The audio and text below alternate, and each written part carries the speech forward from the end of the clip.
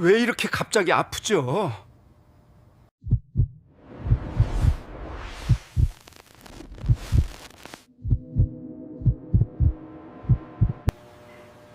평생 투석을 받아야 할 것 같습니다.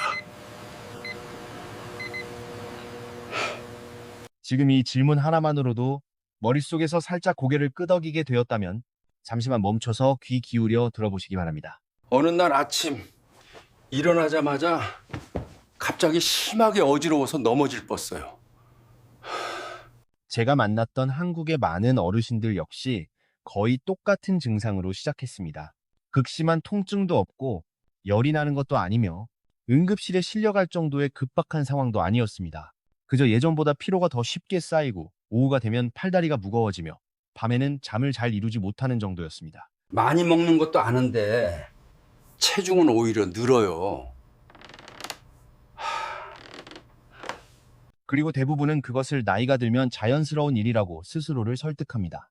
하지만 바로 그냥 늙어가는 과정일 뿐이라는 생각이야말로 제가 가장 걱정하는 부분입니다.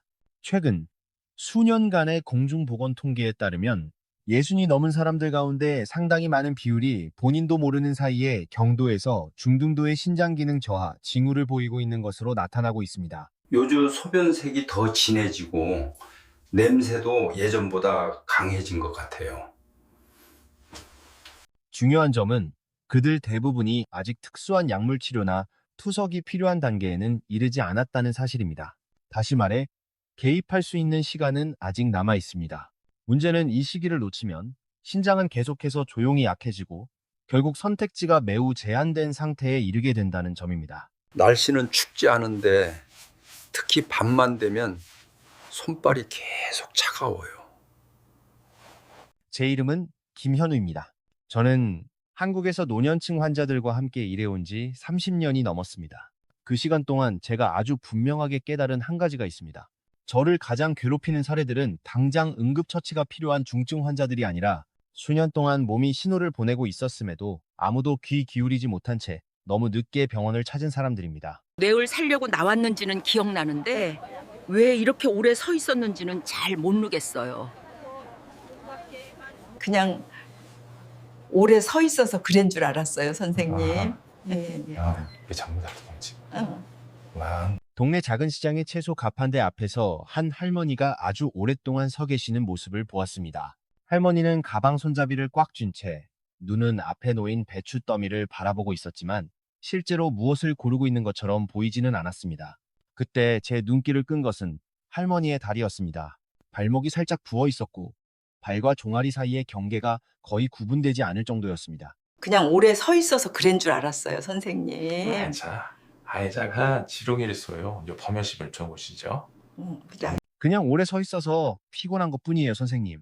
몇 주 뒤, 그 할머니는 신장 기능이 눈에 띄게 저하되었다는 검사 결과를 들고 다시 저를 찾아왔습니다.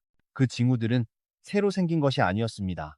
다만 할머니는 그것을 병이라고 한 번도 생각해 본 적이 없었을 뿐입니다. 알레르기도 아닌데 밤만 되면 피부가 너무 가려워서 잠을 잘 수가 없어요.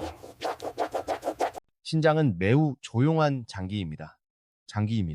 위처럼 아프게 신호를 보내지도 않고 심장처럼 요란하게 경고하지도 않습니다. 그저 매일 묵묵히 일하며 혈액을 걸러내고 수분과 미네랄의 균형을 조절할 뿐입니다. 젊을 때는 신장의 보상 능력이 매우 뛰어납니다. 하지만 중년 이후, 특히 50살이 지나면 그 능력은 점점 떨어집니다. 문제는 이러한 초기 저하가 통증으로 나타나는 것이 아니라 일상생활 속에 아주 미세한 변화로 드러난다는 점입니다. 다리가 조금 붕긴 했는데 아프지는 않아서 그냥 넘겨서요. 많은 사람들이 처음으로 놓치는 신호는 오래 지속되는 피로감입니다. 일을 많이 해서 생기는 피로가 아니라 충분히 잠을 잤는데도 계속되는 피로입니다. 어떤 분들은 침대에 누워 한참을 뒤척이다가 겨우 잠들거나 이유 없이 밤중에 자주 깨곤 합니다. 이런 변화는 단순한 수면 문제만이 아니라 몸속 노폐물이 서서히 쌓이면서 신경계에 영향을 주기 시작했다는 신호이기도 합니다. 또 다른 증상은 자세를 바꿀 때 느껴지는 가벼운 어지럼입니다. 쪼그려 앉았다가 일어설 때 머리가 핑 도는 느낌, 막 일어서자마자 벽을 짚어야 할 만큼 불안정해지는 순간들입니다. 많은 사람들은 이를 단순히 저혈압이거나 나이가 들어서 그렇다고 생각합니다. 하지만 실제로 신장은 체내 수분과 혈압을 조절하는 데 매우 중요한 역할을 합니다. 이 기능이 약해지면 자세 변화에 대한 몸의 반응 속도도 자연스럽게 느려집니다. 밤에 종아리가 자주 쥐가 나거나 빠근하게 당겨요. 적지 않은 사람들이 예전만큼 밥맛이 없다고 느낍니다. 같은 식사, 같은 익숙한 반찬인데도 예전처럼 당기지 않습니다. 어떤 사람들은 입안에 이상한 맛이 남아있는 느낌을 받기도 합니다. 노폐물이 제대로 배출되지 않으면 소화 기능과 미각 모두 영향을 받게 되고 그로 인해 식사량이 줄고 기운도 점점 떨어지게 됩니다. 저녁이 되면 다리에 쥐가 나거나 불편한 긴장감이 생기는 경우도 많습니다. 대부분은 걷는 일이 많아서 그렇다거나 영양이 부족해서 그렇다고 생각합니다. 하지만 많은 경우 이는 신장 기능 저하로 인한 전해질 불균형의 결과입니다.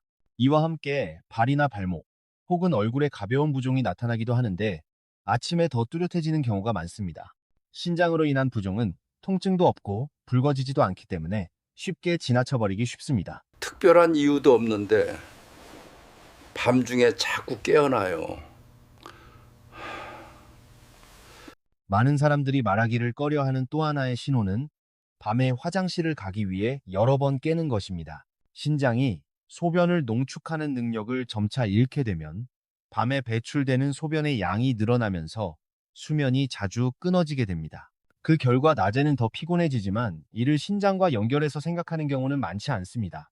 만약 당신이나 가족이 이런 증상들 가운데 두 가지 이상을 동시에 겪고 있다면 그것은 더 이상 사소한 문제가 아닙니다. 몸은 이미 신호를 보내고 있습니다. 다만 우리가 그 신호에 귀 기울이느냐의 문제일 뿐입니다. 이 이야기의 다음 부분에서는 건강에 좋다고 믿어온 많은 식습관들이 왜 오히려 신장을 조용히 지치게 만드는지, 그리고 노년층이 비교적 이른 단계부터 신장을 보호할 수 있는 간단하고 실천하기 쉬운 선택들이 무엇인지 자세히 말씀드리겠습니다. 중요한 정보를 놓치고 싶지 않다면 계속해서 함께 해주시기 바랍니다. 겉보기에는 아주 평범해 보이는 피로가 사실은 신장의 조용한 약화에서 비롯될 수 있다는 점을 이해하고 나면 대부분의 어르신들은 걱정과 기대가 섞인 목소리로 제게 같은 질문을 던집니다. 그렇다면 이제부터 저는 어떻게 먹어야 신장이 덜 힘들까요? 이 질문은 단순해 보이지만 바로 이 지점에서 많은 사람들이 자신도 모르게 잘못된 방향으로 가게 됩니다. 수년간 진료를 하면서 저는 건강에 매우 신경 쓰는 분들을 적지 않게 만나왔습니다. 그들은 글을 많이 읽고 텔레비전과 인터넷의 조언을 들으며 스스로는 매우 건강하게 먹고 있다고 믿고 있습니다. 그러나 검사 결과를 보면 신장 기능은 시간이 지날수록 서서히 떨어지고 있는 경우가 많습니다. 이는 그들이 게으르거나 방심해서가 아니라 좋다고 믿었던 습관의 함정에 빠졌기 때문입니다. 첫 번째 함정은 소금과 양념입니다. 많은 어르신들, 특히 고혈압이 있는 분들은 일반 소금을 모두 심장에 좋다고 광고되는 소금으로 바꿔 사용합니다. 그렇게 하면 더 안전하다고 생각하기 때문입니다. 그러나 많은 사람들이 모르는 사실은 이런 소금들 가운데 상당수가 나트륨 대신 칼륨을 일부 사용하고 있다는 점입니다. 젊고 신장이 건강한 사람은 과도한 칼륨을 비교적 쉽게 배출할 수 있습니다. 하지만 50살 이후 특히 신장 기능이 이미 저하되기 시작한 경우에는 이 능력이 눈에 띄게 떨어집니다. 칼륨이 쌓일 때 초기에는 뚜렷한 증상이 없지만 안전한 수준을 넘어서면 원인 모를 피로, 심장 박동 이상, 그리고 매우 위험한 상황을 초래할 수 있습니다. 저는 바나나나 칼륨이 많은 과일을 전혀 먹지 않았음에도 이런 소금을 수년간 사용한 것만으로 혈중 칼륨 수치가 높아진 환자를 만난 적이 있습니다. 양념을 바꾸자 수치는 서서히 안정되었습니다. 이는 문제가 음식 그 자체에만 있는 것이 아니라 일상 속 아주 작은 습관들에 있다는 점을 보여줍니다. 두 번째 함정은 채소, 과일 주스와 이른바 디톡스 식단입니다. 많은 사람들은 아침마다 주스 한 잔을 마시면 몸이 더 깨끗해진다고 믿습니다.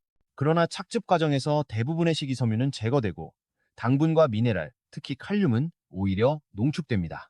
주스 한 잔은 짧은 시간 안에 많은 물질을 신장이 처리하도록 만듭니다. 이미 약해진 신장에게, 이는 고령자에게 짧지만 힘든 일을 반복해서 시키는 것과 같습니다. 반대로 과일을 통째로 먹고 천천히 씹으면 몸은 훨씬 더 느리고 부드럽게 흡수할 수 있습니다. 세 번째 함정은 오래 끓인 찜과 국물 요리입니다. 많은 어르신들은 뼈를 오래 구운 국물이나 장시간 끓인 국이 더 보양이 된다고 믿습니다. 그러나 너무 오래 끓이면 단백질의 대사 산물이 국물에 많이 녹아들어 신장이 걸러내야 할 양이 크게 늘어납니다. 이미 약해진 신장에는 이것이 지속적인 부담이 됩니다. 조리 시간을 줄이고 간을 세게 하지 않는 것만으로도 신장에 가해지는 압력을 크게 줄일 수 있습니다. 이런 설명을 하고 나면 다음으로 자주 나오는 질문은 이것입니다. 그럼 과일은 어떻게 해야 하나요? 이제 다 피해야 하나요? 제 대답은 언제나 아니오입니다. 과일은 여전히 필요합니다. 문제는 종류를 올바르게 고르고 먹는 방법을 지키는 것입니다. 신장 기능이 경미하게 저하된 어르신들에게 저는 신장에 부담이 적은 과일을 우선 권합니다. 배는 대표적인 예입니다. 배는 수분이 많고 맛이 순하며 다른 과일에 비해 칼륨 함량이 높지 않습니다. 배를 통째로 먹거나 치아나 위장이 약하다면 부드럽게 쪄서 먹으면 부담 없이 수분을 보충할 수 있습니다. 제가 늘 강조하는 점은 갈거나 즙으로 만들지 말라는 것입니다. 그렇게 하면 이점은 줄고 신장의 부담은 오히려 커집니다. 사과 역시 적절한 선택입니다. 사과에는 수용성 식이섬유가 풍부해 혈당과 혈중 지지를 안정시키는 데 도움이 됩니다. 이러한 요소들은 신장의 노화 속도와 직접적으로 연관되어 있습니다. 사과는 껍질째 먹고 충분히 씹는 것이 좋습니다. 사과칩이나 가공 제품은 당분이 많고 식이섬유가 적어 신장이 약한 어르신들에게는 적합하지 않습니다. 많은 분들이 예상하지 못하는 과일로는 구아바가 있습니다. 구아바는 비타민 C가 풍부해 면역과 결합 조직을 돕습니다. 적당한 양으로 먹으면 신장에 큰 부담을 주지 않습니다. 다만 적당히 익은 것을 선택하고 잘 씹으며 소화가 약하다면 씨는 줄이는 것이 좋습니다. 구아바 주스 역시 다른 주스들과 마찬가지로 이 경우에는 좋은 선택이 아닙니다. 반대로 바나나, 멜론, 키위, 아보카도, 두리안, 용안, 리치처럼 칼륨이 많은 과일은 매우 제한적으로 먹어야 합니다. 완전히 금지하는 것은 아니지만 자주 또는 많이 먹어서는 안 됩니다. 저는 매일 바나나 한두 개를 건강에 좋다고 생각하며 먹다가 자신의 신장이 과도하게 일하고 있다는 사실을 몰랐던 분들을 많이 보았습니다. 음식 선택을 이해했다면 하루 동안 어떻게 나누어 먹느냐가 핵심이 됩니다. 어르신들에게 흔한 실수 중 하나는 아침과 점심을 아주 적게 먹고 저녁에 대부분의 식사를 몰아서 하는 것입니다. 신장에게 저녁은 많은 대사산물을 처리하기에 가장 좋지 않은 시간입니다. 그 결과 밤에 소변을 더 자주 보게 되고 다리가 무거워지며 수면이 끊어지게 됩니다. 제가 늘 강조하는 간단한 원칙은 하루 동안 고르게 먹고 저녁으로 갈수록 양을 줄이는 것입니다. 아침과 점심은 비교적 충분히 먹고 저녁은 가볍고 이르게 먹는 것이 좋습니다. 이 한 가지만 바꿔도 많은 분들이 수면이 눈에 띄게 좋아졌다고 말합니다. 이쯤 되면 단백질 이야기가 사람들을 혼란스럽게 합니다. 어떤 분들은 두려운 나머지 고기나 생선을 거의 먹지 않아 쇠약해지고 근육을 잃게 됩니다. 반대로 나이가 들수록 고기를 더 많이 먹어야 힘이 난다고 믿는 분들도 있습니다. 신장 입장에서 보면 두 경우 모두 옳지 않습니다. 중요한 것은 단백질을 피하는 것이 아니라 소화가 쉬운 종류를 선택하고 양을 조절하는 것입니다. 적당량의 생선과 달걀은 붉은 고기를 자주 먹는 것보다 신장에 부담이 적은 편입니다. 단백질을 먹을 때 채소와 적절한 양의 탄수화물을 함께 먹으면 몸이 더 효율적으로 사용하고 남아서 배출해야 할 부담을 줄일 수 있습니다. 찌거나 빠르게 데치고 담백하게 조리하는 방법은 짜게 조리하거나 오래 끓인 요리보다 신장을 훨씬 편하게 해줍니다. 다음 부분에서는 아주 사소해 보이지만 매일 신장이 더 많이 쉴 수 있도록 도와주는 생활 습관들에 대해 이야기하겠습니다. 특히 신장이 가장 조용해야 할 저녁과 밤 시간에 관한 내용입니다. 식습관을 올바른 방향으로 조정하고 나면 많은 어르신들이 한 가지를 분명히 느끼기 시작합니다. 몸이 예전처럼 무겁게 느껴지지는 않지만 아직 완전히 편안하다고 말하기는 어렵다는 점입니다. 오후가 되면 다리가 여전히 당기는 느낌이 들 때가 있고 밤에는 가끔 화장실 때문에 잠에서 깨기도 합니다. 이럴 때 저는 신장은 위나 장처럼 빠르게 반응하지 않는다고 설명합니다. 신장은 시간이 필요합니다. 그리고 신장이 정말로 쉴 수 있으려면 식사 조절만으로는 충분하지 않습니다. 일상적인 생활 방식, 특히 저녁 시간의 습관이 결정적인 역할을 합니다. 제가 환자들에게 가장 먼저 권하는 것 중 하나는 잠들기 전 습관을 바꾸는 것입니다. 많은 어르신들은 침대에 누운 순간부터 비로소 쉰다고 생각합니다. 하지만 몸이 휴식 상태로 전환되려면 그 준비 과정이 미리 필요합니다. 낮 동안 오래 서 있거나 앉아 있으면 체액은 자연스럽게 다리 쪽으로 몰립니다. 누워서 잠자리에 들면 이 체액이 다시 순환으로 돌아오게 되고 그 결과 신장은 밤에 더 많은 일을 하게 됩니다. 그래서 저는 잠자리에 들기 전 저녁 시간에 약 20분에서 30분 정도 심장보다 다리를 높게 올린 상태로 누워 있거나 편안히 앉아 쉬기를 권합니다. 이 습관은 체액이 잠들기 전에 미리 순환으로 돌아오게 도와 신장이 잠들기 전에 처리할 수 있게 합니다. 몇 주만 지나도 많은 분들이 저녁에 다리가 한결 가벼워지고 신발이 덜 꽉 끼며 특히 밤중에 화장실에 가기 위해 깨는 횟수가 눈에 띄게 줄었다고 말합니다. 또 하나의 간단한 습관은 저녁에 따뜻한 물로 족욕을 하거나 미지근한 물로 샤워를 하는 것입니다. 물이 너무 뜨거울 필요는 없습니다. 몸이 편안하다고 느낄 정도면 충분합니다. 따뜻한 물은 혈관을 확장시키고 혈액순환을 돕고 신경의 긴장을 완화합니다. 몸이 이완되면 잠이 더 깊어지고 그 깊은 잠 속에서 신장은 놀라지 않고 고르게 일을 할 수 있습니다. 저는 일흔이 넘은 한 여성 환자를 기억합니다. 그분은 매일 저녁 몹시 피곤하다고 했지만 잠은 깊게 들지 못했습니다. 매일 저녁 15분 정도 족욕을 하고 늦은 시간에 뉴스 시청을 줄이기 시작한 뒤 수면이 눈에 띄게 좋아졌습니다. 밤에 여러 번 깨는 일이 사라졌고 아침에 일어났을 때 머리가 훨씬 맑아졌습니다. 이런 변화는 약이 필요하지 않았지만 신장에는 매우 큰 도움이 되었습니다. 운동 역시 빠질 수 없는 요소입니다. 많은 어르신들이 피로하거나 관절이 아플까봐 운동을 꺼립니다. 하지만 신장이 필요로 하는 것은 격렬한 운동이 아닙니다. 신장이 원하는 것은 규칙성입니다. 느린 걷기, 가벼운 자전거 타기 또는 부드러운 스트레칭을 매일 해주는 것만으로도 혈압, 혈당, 혈중 지방 수치는 훨씬 안정됩니다.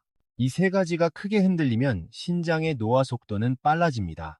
저는 일주일에 한두 번 무리해서 운동하는 것보다 하루 30분 정도의 가벼운 활동을 주 5일 꾸준히 하는 것이 훨씬 중요하다고 말합니다. 신장은 안정적인 리듬을 좋아합니다. 갑작스러운 변화도, 저녁에 과도한 식사도 신장은 좋아하지 않습니다. 또 하나 자주 간과되는 요소는 정신적인 상태입니다. 지속적인 스트레스는 신장에 직접적인 영향을 미칩니다. 긴장하면 교감신경이 과도하게 활성화되고 혈관이 수축하며 혈압이 올라가고 그 결과 신장으로 가는 혈류가 줄어듭니다. 특히 은퇴 이후 많은 어르신들이 외로움이나 불안을 겪으면서도 그 감정이 매일 몸에 영향을 주고 있다는 사실을 인식하지 못합니다. 아침 산책, 잔잔한 음악 듣기, 식물 가꾸기, 친구들과의 만남, 혹은 규칙적인 생활 리듬을 유지하는 것만으로도 몸은 훨씬 안전하다고 느낍니다. 마음이 안정되면 혈압은 더 잘 조절되고 잠은 깊어지며 그 안정감은 신장의 직접적인 이득으로 돌아옵니다. 환자들을 지켜보면서 저는 한 가지를 분명히 알게 되었습니다. 가장 잘 호전되는 분들은 모든 것을 한꺼번에 바꾸는 사람들이 아니라 몇 가지 작은 습관을 꾸준히 지켜나가는 사람들이었습니다. 무리하지 않고 불안에 휩싸이지 않으며 조금씩 조정해 나갑니다. 몇 달이 지나면 그들은 몸이 한결 편해졌다라고 말합니다. 아주 일상적인 표현이지만 그만큼 정확한 말도 없습니다. 저는 또한 정기적인 검사의 중요성을 항상 강조합니다. 신장은 매우 조용한 장기입니다. 많은 사람들이 기능이 상당히 떨어진 뒤에야 문제를 알아차립니다. 정기검사는 현재 상태를 알고 무엇을 조정해야 하는지 파악하게 해주며 막연한 불안을 줄여줍니다. 구체적인 수치가 있으면 식사와 수분 섭취, 생활 습관을 훨씬 주도적으로 관리할 수 있습니다. 한 가지는 솔직하게 말씀드려야 합니다. 신장세포가 한번 손상되면 완전히 회복되기는 매우 어렵습니다. 하지만 그렇다고 해서 희망이 없는 것은 아닙니다. 실제로 저는 경도의 신장 기능 저하 상태로도 10년, 심지어 20년 이상 안정적으로 지내는 분들을 많이 보아왔습니다. 그 비결은 올바른 이해와 꾸준한 관리였습니다. 신장은 복잡한 방법을 원하지 않습니다. 규칙적이고 과하지 않으며 일관된 돌봄을 원합니다. 잠이 깊어지고 아침에 다리가 가볍게 느껴지며 몸의 피로가 줄어든다면 그것은 신장이 매일 조금 더 쉬고 있다는 신호입니다. 마지막 부분에서는 어르신들이 오래 기억하고 실천할 수 있도록 가장 중요한 원칙들을 정리해 드리겠습니다. 앞으로의 세월 동안 신장이 삶의 짐이 아니라 동반자가 될 수 있도록 돕는 내용입니다. 이 모든 과정을 되돌아보며 저는 당신이 아주 단순한 한 가지를 기억해 주셨으면 합니다. 신장은 거창한 변화를 요구하지 않습니다. 그저 일찍 귀 기울이고 매일 꾸준히 돌봐주기만 하면 됩니다. 적당히 먹고 충분히 자고 가볍게 움직이며 마음을 안정시키고 정기적으로 검사를 받는 것, 그뿐입니다. 하지만 이것을 오래 유지한다면 신장은 앞으로도 당신과 함께 여러 해 동안 건강하고 평온하게 동행할 수 있습니다.